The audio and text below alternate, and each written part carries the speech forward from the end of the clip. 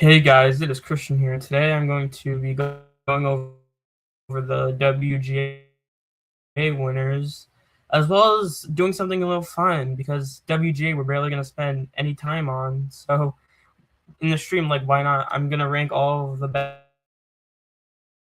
picture nominees because I've officially seen all 10. Last week I watched The Secret Agent, which means I have seen every single one. But yeah, last week I watched The Secret Agent, so now I've officially seen every single movie that's nominated for Best Picture. So I'm gonna do a ranking for all of them, from my least favorite to my favorite. But we're gonna start with the boring stuff first. We're gonna start with the awards. Hello. So yeah, the Oscars are already like less than a week away. It's crazy. Saturday I'll be doing my final winner predictions, and then Sunday is when I'm going to be doing my winner reactions. I'm going to film, and then I'll have it uploaded to YouTube. So yeah, I'm going to start with WGA, which happened yesterday. Quite a few awards happened yesterday, actually, but WGA is like the big one for writers. I knew exactly how everything was going to go here. Like, there's no reason, like, there was no way there wasn't going to be any, like, so there's no way there wasn't going to be any obvious winners. Like, original is going to be Sinners, adapted One Battle. Timothy Chalamet's ballet comments silly. I mean, I kind of get like he's saying like ballet and opera aren't as popular anymore, but the way it came off was just a little bit like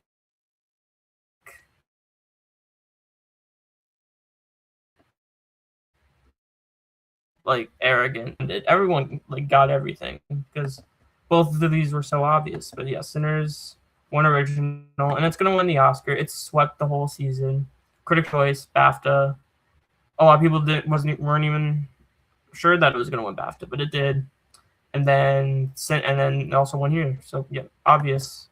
And then adapted screenplay One Battle After Another one, which again everyone got. No surprise there. That's winning the Oscar. Won Critics' Choice, BAFTA. Here, it even won the Golden Globe when there was one screenplay category. It won there. The screenplay categories are so obvious. This is like the first time in a while when both of them were sweeps. Like both of them were sweeps. Is that pretty much all I want to say about WGA? Is that yes, Sinners won in One Battle One. They're gonna win the Oscar. What does this mean for Best Picture? I mean, I don't really know if it means too much because Sinners didn't directly beat One Battle here. Sinners does have the SAG WGA combo, but I'm not really sure. Every single time One Battle wins an award, like I kind of just like say, like, yeah, it's winning, like Best Picture, like it's easy. Earlier yesterday, I was kind of getting worried. Like my gut was telling me Sinners was gonna upset in Best Picture, but then One Battle won the ASC for cinematography, and it added another Oscar to its already like locked up group. So like I was like, yeah, One Battle is just winning. I'll talk more about Best Picture when I do my final predictions, but I don't really think this means too much. I think One Battle is still gonna win. And I still think Sinners is number 2, obviously, but yeah. I don't really have anything else to say about WGA. It was just very easy, very obvious. Sinners and One Battle, they're both winning at the Oscars. It's easy. All right. Now we're going to do my ranking. We're going to go from my least favorite to my favorite. I should say that I think all the nominees are... I'd say I give a positive rating to every single one here. There are over half of them I give 5 out of 5s to, actually. I'm very positive with movies, I guess. Yeah, I'm sad Sinners lost because it would be a historic win for Autumn Durrell Darkopow, the first woman to win, the first Black person to win at the Oscars, but that's probably not going to happen. Michael Bellman's probably just going to win he won the BSC, the BAFTA, and the ASC. Train Dreams has its Critics' Choice win, but yeah. Train Dreams would probably be my second choice behind Sinners, but One Battle's probably going to win. Now let's go with my ranking for the Best Picture nominees. There are some obviously I like more than others, but it's just my personal ranking. And as I go over my number 10, you guys can put all your number 10s. When I do my number 9, you can all put your number 9s. when I put my number 5s, you can put all your number 5s.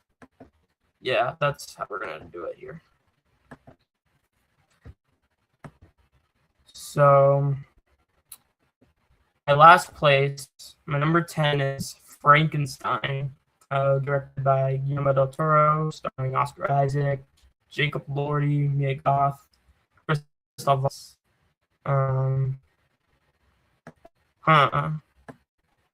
What's going on here?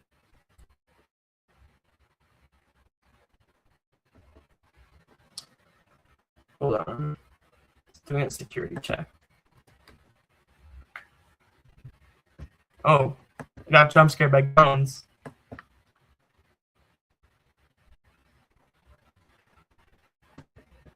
Okay, something happened with Letterboxd, and it's off. Okay.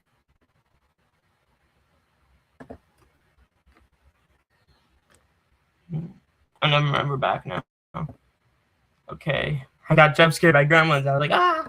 Okay. We're back, though. And my number 10 is Frankenstein, directed by Guillermo del Toro. What is going on?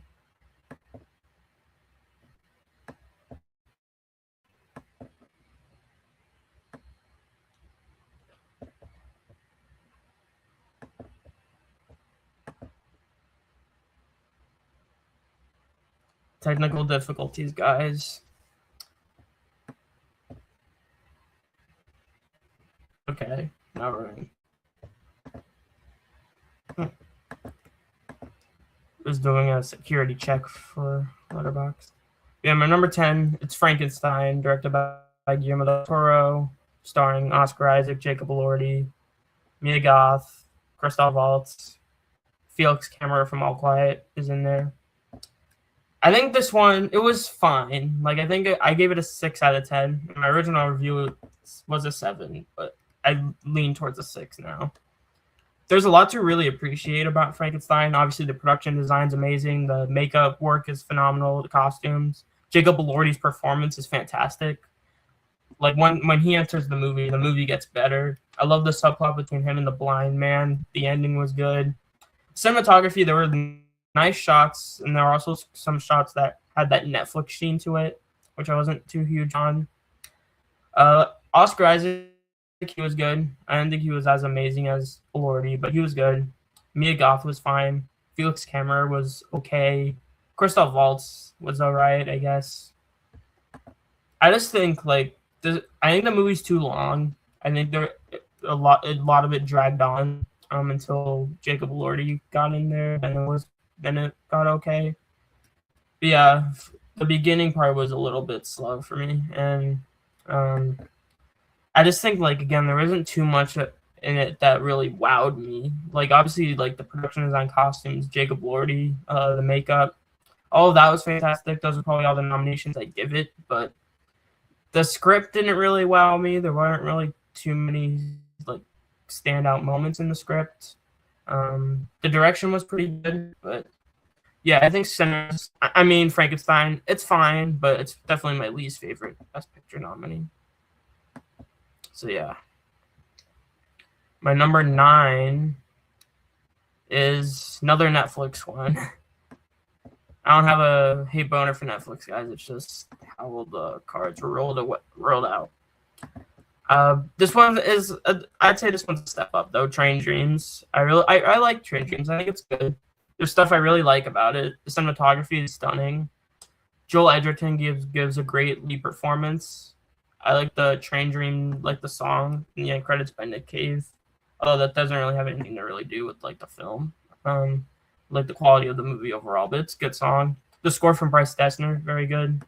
Oh yeah, I should have said directed. This is directed by Clint Bentley, starring Joel Edgerton, Felicity Jones, Carrie Condon, William H. Macy. William H. Macy was actually really good in the limited screen time he had. But again, some of those scenes were a little unengaging to me. The script didn't really connect with me as much as I hoped it would. And I didn't like Will Patton's narration. I thought it was very cheesy. It reminded me of a history video or something. Yeah, that wasn't too crazy, but there's still a lot to really appreciate about Train Dreams, and I do like it, and I think it's good. I'd give it a 7 out of 10. My number 8 is this is probably going to be a lot of people's number 10, but me being a little less highbrow than others, I have it at number 9 or number 8. It's F1. I like F1. I think F1's really entertaining. I give it an 8 out of 10. Directed by Joseph Kosinski, starring Brad Pitt, Damson Idris, Kerry Condon. Kerry Condon's in 2 Best Picture nominees. Yeah, I think it's well made. The sound work is very impressive. The editing is very impressive. Cinematography, I think the cinematography is a little plain looking when it's not like during the racing scenes. But when it is, the racing scenes did look nice. The visual effects are actually like very seamless. Like you barely notice them. Those were very good. It is formulaic. It is there are a lot of cliches in here. Brad Pitt's the performances are all good. Brad Pitt, Damson Idris, Kerry Condon, Javier Bardem, they're all good. The score from Hans Zimmer was good. Yeah, I think F1's a very fun movie. I don't think it's Best Picture material necessarily, but it's fun. Like I like it. I'm not as mad about its nomination as some other people are. But yeah, it's good. I like F1. My number 7. This one would probably be a lot higher for some other people, but this was the most recent one I watched. And this is one I really liked, The Secret Agent, directed by Gleyber Mendonça Filho, starring Wagner Moura, Tania Maria, other people. I don't know all the other cast members' names. Those are my 2 favorites, though. Tania Maria gave a great supporting performance, and Wagner Moura was amazing in the lead role. It's a long movie. It's 2 hours, 40 minutes. And unlike another 2 hour, 40-minute Best Picture nominee, which we'll get into, I definitely felt the runtime with this one. But I still thought the story was very engaging about Wagner Moura's character trying to escape the Brazil regime. And I thought that was all interesting. The direction from Gleyber Mendonça Filho was good. And I respected the craft. The cinematography was nice. And I liked it. I don't think it blew me away as much as some of the other Best Picture nominees here, but it's good. May win International Feature. I'm not sure if I'd prefer it to win over Sentimental Value, but it's good. I'd be fine with either of them winning. I'd give it an 8 out of 10. I think it's very good. Moving on to my number 6. This is where we're just going to get 5 out of 5 movies from here on out. My number 6 is Begonia, directed by Yorgos Lanthimos, starring Emma Stone, Jesse Plemons. Yeah, I love his Poor Things, which is his last big Oscar film. And this one was also very good. I didn't love it as much as Poor Things, but I liked it a lot still. Emma Stone's very good. Jesse Plemons is amazing. He's one of my favorite. Aiden Delbus, I think his name was, the cousin. He was great. The script was very witty. There was some funny scenes, some very dramatic scenes. I think it balanced the tones very well between comedy and the dark parts. Cinematography was gorgeous. The production design was great. Druskin Fendrick's score was amazing. So glad that actually got nominated. Some people weren't as crazy about the ending, but I thought the ending was pretty good. I love Begonia. And yeah, that's pretty much all I have to say. I loved it, pretty much everything about Begonia. So yeah, top 5. And this is also, interestingly, the top 5 for Best Picture. Not in the same order, but like the same 5 movies that are likely the top 5 for Picture. And all the director nominees. So my number 5 is Hamnet, directed by Chloe Zhao, starring Jessie Buckley, Paul Mescal, Jacoby Jupe, Emily Watson, Noah Jupe, Joe Alwyn. I loved Hamnet. I actually really liked it a lot. There's some scenes that are kind of hard to watch, like obviously the whole plot regarding Hamnet.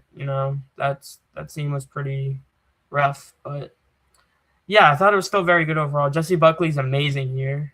She's definitely going to be winning Best Actress. Mescal's great.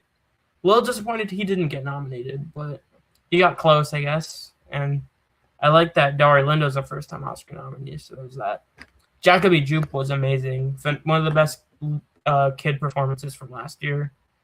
The cinematography from Lukas Dahl was stunning.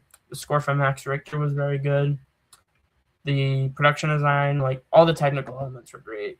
And I thought the emotional moments, were very effective. And I really enjoyed almost the entirety of Hamnet. So yeah, loved Hamnet. My number 4 is Marty Supreme, directed by Josh Safdie, starring Timothy Chalamet, Odessa Zion, Tyler the Creator, Gwyneth Paltrow, Kevin O'Leary, Fran Drescher, among others. I love Marty Supreme. I love the editing was great. Timothy Chalamet gives a phenomenal lead performance. He's great in the film. Wouldn't mind to see him win the Oscar, but a lot of people don't really like his personality and stuff. I thought Odessa Zion was great. Would have loved to see her get nominated. Tyler the Creator was great. Gwyneth Paltrow was great. The whole cast was amazing. The score from Daniel Lopatin was amazing. Should have gotten nominated. Josh Safdie's direction was great. The writing was great. The film was both funny and serious, but the tone wasn't undercut at all. I thought Marty's journey was interesting, despite it being quite unlikable. Kind of reminded me of The Wolf of Wall Street at times, actually. And yeah, I love Marty Supreme. I think it's phenomenal. I know this movie has, out of all the Best Picture nominees, this one has been the most hurt by controversies. Obviously, the stuff with Josh Safdie, stuff with Timothy Chalamet. This is the Best Picture nominee that's been affected with the most controversy. Last year it was Emilia Perez. And then this year it's Marty Supreme. Although Marty Supreme's not even near as bad as Emilia Perez was. But yeah, I really like Marty Supreme. Just not as much as the top 3, which we're going to get into the top 3 right now. My number 3 is Sentimental Value, directed by Joachim Trier, starring Renate Reinsve, Stellan Skarsgård, Inga daughter Lilas, and Elle Fanning. And this movie just amazing. The script was phenomenal. All the performances were amazing. Everyone was great. This should be winning more Oscars. Stellan Skarsgård is phenomenal. Inga daughter Lilas, phenomenal. Renate Reinsve was great. The script was amazing. The editing was great. The direction was great. Everything about it was amazing. I loved every single thing about Sentimental Value. Disappointed it may win 1 or 0 Oscars out of its 9 nominations, but I loved every minute of Sentimental Value. It's a great one. And then now we're into the top 2. The top 2 are very obvious. These are most people's top 2 from last year in general, and the top 2 picture contenders.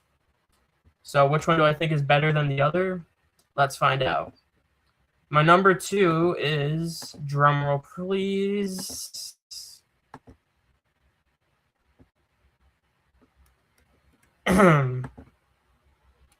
One Battle After Another, directed by Paul Thomas Anderson, starring Leonardo DiCaprio, Teyana Taylor, Sean Penn, Chase Infinity, Benicio del Toro, and Regina Hall, among others. And yeah, this film, as you see, the original review was a 9 out of 10, but it's a 10 out of 10 movie. It's phenomenal. I think the whole story was great. I think it got better after the time jump, but before the time jump, it was very good too. DiCaprio was amazing. Chase Infinity gives a great breakthrough performance here. Sean Penn was amazing as Lockjaw. Teyana Taylor was great with her limited screen time. Benicio del Toro was great in his screen time. The script was phenomenal from Paul Thomas Anderson. The score from Johnny Greenwood, amazing. The direction from Paul Thomas Anderson, amazing.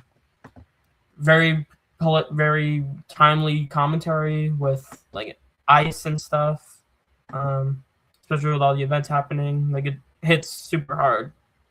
I thought the whole father-daughter relationship was great and very engaging. The chase scenes are amazing. Cinematography from Michael Bauman, amazing. The chase scene at the end, phenomenal. Everything about One Battle is so good, and it's beautifully edited. Phenomenal pacing for a 2-hour, 40-minute movie. It does not feel like 2 hours and 40 minutes. It feels, the pacing, it flies by. The pacing is just And yeah, I loved every single thing about One Battle After Another, and it's probably going to be your Best Picture winner, and I wouldn't mind it at all. I think it's phenomenal. But my number one, it's Sinners, directed by Ryan Coogler, starring Michael B. Jordan. Oh, I got jump scared by gremlins again, guys.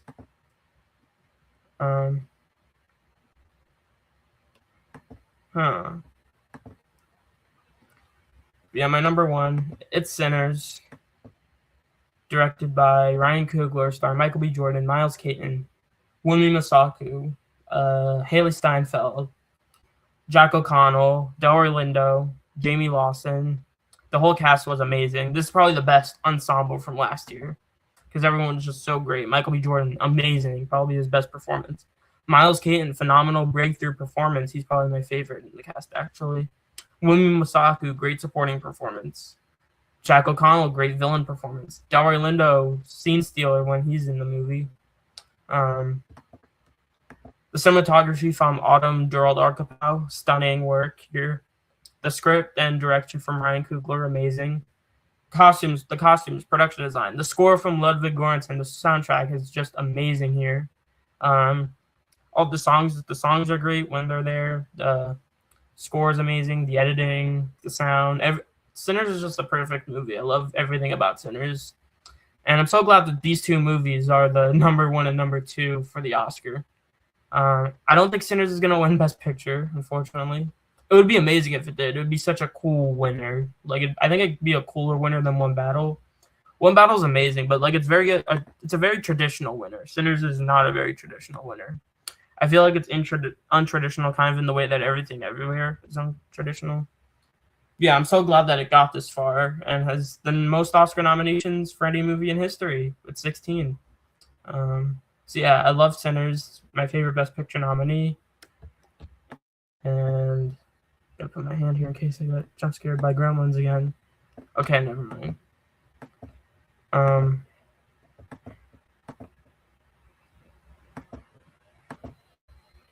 So yeah, that's my ranking. We got a pretty great lineup this year. I think all these movies are pretty good. There are a lot of them that are very great. So yeah, phenomenal Best Picture lineup overall. And we'll probably get a very phenomenal winner because the top two movies contending are the top two on my list. So yeah, that's pretty much it for my Best Picture ranking, as well as my WGA winners discussion, which was very quick. Next time I'll be on here is already going to be for final winner predictions. It's going to be crazy. This award season drug on longer than most. Usually most award seasons fly by for me, and the time we get to the Oscars, I'm like, how are we already at this night? Well, this one, I definitely felt a little bit more than most. There was a lot of negativity around the season when an award season is supposed to be about celebrating all these movies. I know it's a competition, but I think it's so important to celebrate all these movies because they're all so good. Most of them are. But yeah, a lot of people like to trash other ones to uplift their favorites. A lot of people love to trash Sinners to uplift One Battle or vice versa. So all the negativity and the controversy, it just made this award season a little bit unpleasant at times. But again, we have a great crop of nominees here. And yeah, I feel like we're going to have a great ceremony. We're probably going to have great winners. Conan O'Brien's probably going to kill it once again, just like he did last year. And so yeah, I can't wait to do my final winner predictions and then my winner reactions on Sunday. So yeah, thank you guys so much for watching. Please like and subscribe, and I'll see you guys next time. Bye.